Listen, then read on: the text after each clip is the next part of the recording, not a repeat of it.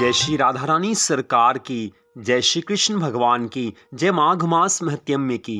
मंदिर श्री बंसी वाले महात्मा यूट्यूब चैनल की ओर से हम आप सभी भक्तों का हार्दिक अभिनंदन करते हैं। आज मैं आपको माघ मास महत्यम्य के 27वें अध्याय की कथा को सुनाने जा रहे हैं। जैसा कि आप सभी जानते हैं कि माघ मास के अब कुछ ही दिन शेष रह गए हैं और इन शेष बचे हुए दिनों में भगवान की पूरी श्रद्धा भावना से पूजा आराधना करनी चाहिए। अपने मन को भगवान में लगाना चाहिए ताकि माघ मास के इन शेष बचे हुए दिनों में भगवान की कृपा का पूरा लाभ उठाया जा सके। तो माघ मास को हमारे हिंदू धर्म में बहुत ज़्यादा महत्वपूर्ण मास बताया गया है। वैसे तो भगवान के सभी मास हैं, कोई भी मास हो, कोई भी दिन हो, कोई भी पक्ष हो, अगर हम भगवान की भक्ति करते हैं तो भगवान की सदा कृपा प्राप्त हो जाती है। लेकिन विशेष रूप से कुछ मास ऐसे होते हैं जिसमें भगवान की भक्ति करने से अनंत गुना पुण्य फल मिल जाता है, जैसे कि कार्तिक मास, माघ मास, पुरुषोत्तम मास, वैशाख मास और श्रावण मास। तो इन सभी मासों को भगवान ने अपनी कृपा से विशेष रूप से हम सब कलयुग वासियों के लिए बनाया है। वैसे तो ये सभी मास सभी युगों में पूरी तरह से पुण्य फल देने वाले हैं, लेकिन विशेष रूप से कलयुग में जबकि हम सब का मन संसार के विषय भोगों में इतना लग चुका है, संसार के भोग विलासों में हमारा मन इतना लगा हुआ है कि भगवान की भक्ति करने का अधिकांश लोगों को समय ही नहीं मिलता, और कुछ समय मिलता भी है तो भी जो हम भक्ति करते हैं उसमें मन पूरी तरह से भगवान में नहीं लगा होता। तो जब पूरी तरह से हम सच्ची श्रद्धा भावना से भगवान की भक्ति नहीं करेंगे तो पूरा फल भी नहीं मिलता, अधूरा फल मिलता है। इसी कारण जीवन में सुख और शांति तथा आनंद नहीं आते। लेकिन अगर इन विशेष मासों में हम थोड़ी सी भी भगवान की भक्ति करते हैं तो वही फल अनंत गुना होकर प्राप्त हो जाता है, और उसमें भगवान की कृपा से हमें अवश्य ही सभी तरह के सुख संपत्ति आनंद प्राप्त हो सकते हैं। तो माघ मास के इस पावन समय में हम सबको यही चाहिए कि माघ मास के शेष बचे हुए दिनों में अपने मन को पूरी तरह से भगवान में लगाएं। मनुष्य का ये जीवन हमें भगवान की अनंत कृपा से मिला है। 84 लाख योनियों में सर्वश्रेष्ठ ये मनुष्य का शरीर है, ये तो सभी जानते हैं, और सब ये भी जानते हैं कि हमें भगवान की भक्ति करनी चाहिए। ये सब ज्ञान भी सबको है, लेकिन संसार की माया में फंसकर हम सब ये ज्ञान भूल चुके हैं, और जब कभी भूले से भगवान की याद भी आती है तो संसार की कामनाओं के लिए हमें भगवान की याद आती है। कोई दुखों को दूर करने के लिए भगवान की आराधना करता है, कोई सुखों की चाह में भगवान की आराधना करता है, किसी को सरकारी नौकरी की इच्छा है तो किसी को धन प्राप्ति की इच्छा है, किसी को विवाह करने की इच्छा है तो किसी को संतान की इच्छा है। मनुष्य की इतनी इच्छाएं बढ़ चुकी हैं कि एक इच्छा पूरी होती है तो बाकी 10 नई इच्छाएं जन्म ले लेती हैं। एक कामना पूरी होती है, 10 नई कामनाएं सामने आकर खड़ी हो जाती हैं। ऐसा किस लिए होता है? तो इसका एकमात्र कारण यही है कि हमने सच्ची श्रद्धा भावना से भगवान की भक्ति नहीं की है। हमने सच्ची श्रद्धा भावना से भगवान की कथा नहीं सुनी है। कथाएं तो सुनी होंगी, लेकिन जो पूरी श्रद्धा भावना से कथा सुनी जाती है वो बात नहीं होगी, क्योंकि जो मनुष्य पूरी श्रद्धा भावना से भगवान की कथा सुनते हैं उनके मन के ऊपर कथा का कुछ न कुछ असर तो अवश्य हो ही जाता है, और कथा का थोड़ा सा भी असर अगर मन के ऊपर हो जाए तो समझ लेना कि भगवान की बहुत ज्यादा कृपा प्राप्त हुई है। माघ मास के अध्याय 1 से लेकर अध्याय 26 तक की सभी कथाओं में माघ मास महत्म्य की सारी कथा आ जाती है। तो उन कथाओं में बारंबार आपने सुना होगा कि माघ मास में सबसे सर्वोत्तम जो पुण्य कार्य है वह है माघ मास में प्रातःकाल स्नान के नियम का पालन करना। चाहे आप घर में रह रहे हो, चाहे आप किसी कारण से घर से बाहर हो, आप कहीं भी हो, माघ मास में प्रातः का स्नान बहुत आवश्यक होता है। माघ मास में प्रातःकाल स्नान करने मात्र से 50% तो आप लगा लीजिए कि भगवान की कृपा की प्राप्ति हो जाती है। जी हाँ, आपने सही सुना। माघ मास में केवल प्रातः स्नान के नियम का पालन करने मात्र से माघ मास की भक्ति का आधा फल तो प्राप्त हो ही जाता है, और बाकी जो शेष फल है वो भगवान की भक्ति से मिलता है, भगवान की कथा सुनने से मिलता है, दान पुण्य करने से मिलता है, भगवान के नाम के जाप करने से मिलता है, अपने मन को हर समय भगवान के चरणों में लगाने से मिलता है। तो जो आधा फल है वो केवल माघ मास में प्रातः स्नान से मिल जाता है। तो सबसे पहली बात तो यही है कि माघ मास के इन शेष बचे हुए दिनों में आप प्रातः स्नान के नियम का पालन अवश्य कीजिए। प्रातः स्नान कैसे किया जाता है ये भी आप एक बार अच्छे से सुन लीजिए। आप सुबह जल्दी उठते हैं तो उस समय आप अपने मन को भगवान में लगाएं। सुबह सवेरे उठकर जब आप बिस्तर पर होते हैं उस समय आप भगवान जी से प्रार्थना कीजिए कि हे प्रभु, आज का ये शुभ दिन आपकी कृपा से देखने को मिला है, तो माघ मास का मेरा आज का ये शुभ दिन आपकी याद में बीतना चाहिए। आपकी याद हर पल आती रहे, आपके चरणों में मेरा ध्यान बना रहे। आप सुबह अपने मन की इच्छा के अनुसार भगवान की प्रार्थना कर सकते हैं। जो भावना आपकी है वो प्रार्थना में कह देनी चाहिए। भगवान हर भाषा को समझते हैं, भगवान हर भाव को समझते हैं। तो जो भी आपके मन में हो सुबह आप बिस्तर पर उठते ही वो प्रार्थना भगवान जी से कर लीजिए। सुबह की प्रार्थना का बहुत ज्यादा असर होता है। तो प्रार्थना करने के पश्चात आप सुबह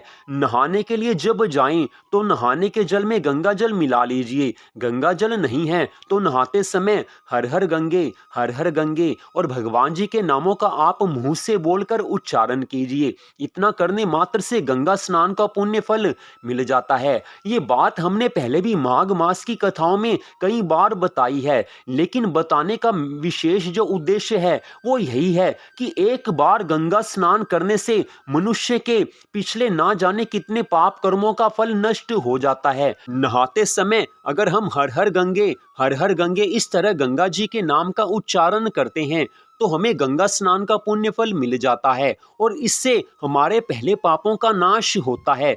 और जब पापों का नाश हो जाता है तो उसके फल स्वरूप हमारे जीवन में दुख आने कम हो जाते हैं।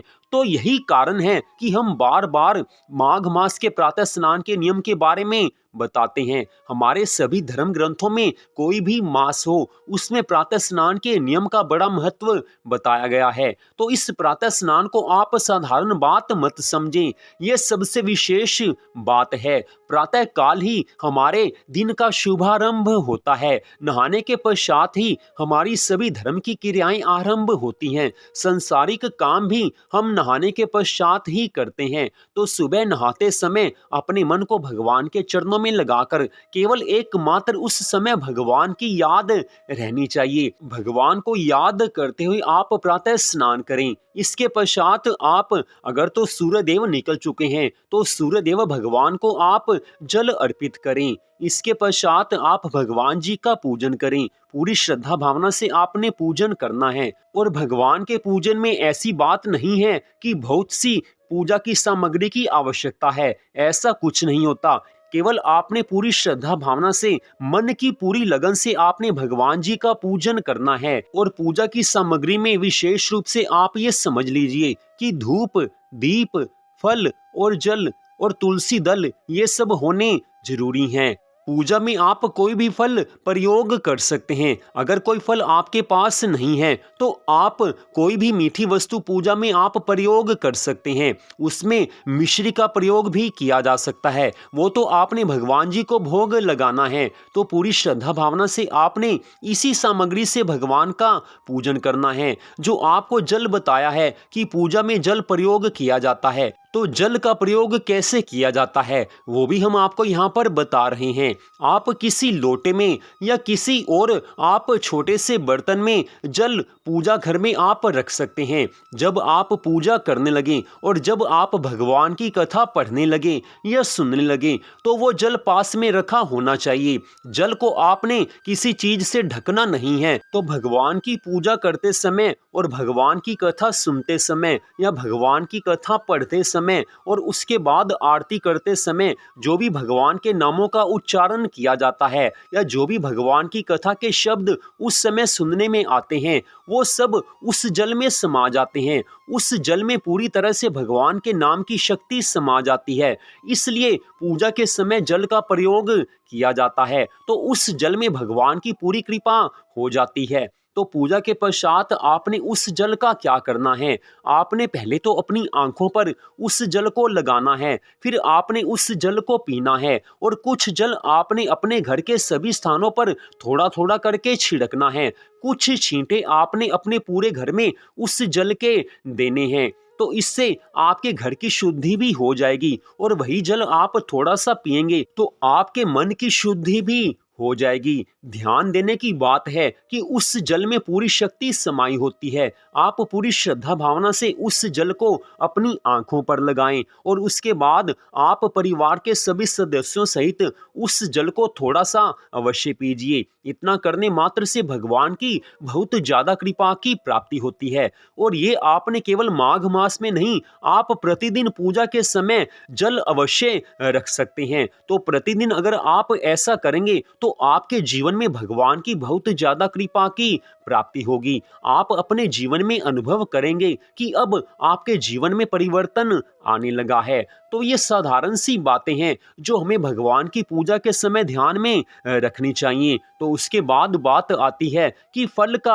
आपने क्या करना है या मीठी वस्तु का आपने क्या करना है। तो वो आपने भगवान जी को भोग लगाना है। भगवान जी को भोग लगाने के पश्चात आपने उसे प्रसाद रूप में स्वयं खाना है और अपने परिवार के सब सदस्यों को खिलाना है। तो माघ मास में जो बाकी शेष बचे हुए दिन हैं, उन दिनों में आप इन नियमों का पालन अवश्य कीजिए। शेष दिन तो आप भगवान की भक्ति अवश्य कीजिए, लेकिन सुबह के जो ये नियम आपको बताए हैं, इनका पालन करने मात्र से भगवान की बहुत ज्यादा कृपा की प्राप्ति होगी। अगर माघ मास के शेष बचे हुए दिनों में भी आप इन नियमों का पालन करते हैं तो आपको भगवान की कृपा से पूरे माघ मास की भक्ति करने का फल प्राप्त हो सकता है, क्योंकि भगवान तो अपने भक्तों की मन की भावना को देखते हैं। अगर आपने इस बात को मानकर इन नियमों का पालन कर लिया तो भगवान की पूरी कृपा अवश्य प्राप्त होगी ही होगी। और ऐसी बात नहीं है कि आपने माघ मास में केवल इस नियम का पालन करना है, आप आगे भी इन नियमों का पालन कर सकते हैं। ये तो भगवान को प्रसन्न करने की छोटी छोटी बातें हैं। इतना करने मात्र से अगर हमारे जीवन में सुख संपत्ति आनंद आते हों तो इससे अच्छी कोई बात नहीं हो सकती। हमारे हिंदू धर्म शास्त्रों का जो निचोड़ है वही हमने आपको यहाँ पर बताया है। बाकी रही माघ मास के महत्म की कथाओं की बात, तो माघ मास महत्म के कुल 28 अध्याय हैं। जो आपने पहले 26 अध्यायों की कथा सुनी है, उसमें हमने आपको माघ मास के एक अध्याय से लेकर अध्याय 28 तक की कथा आपको सुना दी है। लेकिन अब इन 2 अध्यायों में हम आपको विशेष बातें बता रहे हैं ताकि आप इन शेष बचे हुए दिनों में पूरी तरह से भगवान की पूजा आराधना कर सकें। पहले आपको कथा पूरी सुनाई जा चुकी है, अब अगले भाग में आप माघ मास के महात्म्य के 28वें अध्याय की कथा को सुन पाएंगे। तो उसमें और विशेष छोटी छोटी लेकिन विशेष बातों को आपको बताया जाएगा। हमारे हिंदू धर्म शास्त्रों का जो निचोड़ है, जो सार है, वही हम आपको अगले अध्याय में भी अवश्य सुनाएंगे। तो आप उन कथा को भी अवश्य जरूर सुनिए, इससे आपको कुछ जानकारी भी प्राप्त होगी और आप अगर उसके अनुसार चलेंगे तो आपके जीवन में भगवान की बहुत ज्यादा कृपा की प्राप्ति होगी ही होगी। आपको भगवान की इतनी अधिक कृपा प्राप्त होगी कि आप उसका अनुभव तो कर पाएंगे लेकिन किसी को सही से बता नहीं पाएंगे, क्योंकि भगवान की कृपा का अनुभव तो किया जा सकता है लेकिन उसको दूसरे को उसी रूप में नहीं बताया जा सकता। तो माघ मास महत्म के विशेष नियमों की जो आपने आज कथा सुनी है, इसको सुनने मात्र से भगवान की बहुत ज्यादा कृपा की प्राप्ति होती है, क्योंकि ये माघ मास के विशेष नियम हैं। किसी तरह से इस कथा के कुछ शब्द भी अगर कानों में पड़ जाएं और अगर मनुष्य उसके अनुसार इन नियमों का पालन करे तो भगवान की बहुत ज्यादा कृपा की प्राप्ति हो जाती है। और मान लीजिए आज की इस कथा को आपने सुन तो लिया लेकिन आपने उन नियमों को नहीं माना उन नियमों का पालन नहीं किया तो इस कथा को आप केवल सुन रहे हैं, तो सुनने मात्र से आपके पिछले कई जन्मों के पापों का नाश हो जाएगा, क्योंकि भगवान की कथा सदा ही सब पापों का नाश करने वाली है। तो आज की इस कथा को सुनने के लिए आप सबका हार्दिक धन्यवाद। भगवान श्री राधा कृष्ण जी की माघ मास महत्म की अनंत कृपा सदा आप सब पर, आपके परिवार पर बनी रहे। इसी मंगल कामना के साथ जय श्री राधा रानी सरकार की, जय श्री कृष्ण भगवान की, जय माघ मास महत्म की। जय जय श्री राधे, जय जय श्री राधे, जय जय श्री राधे श्याम।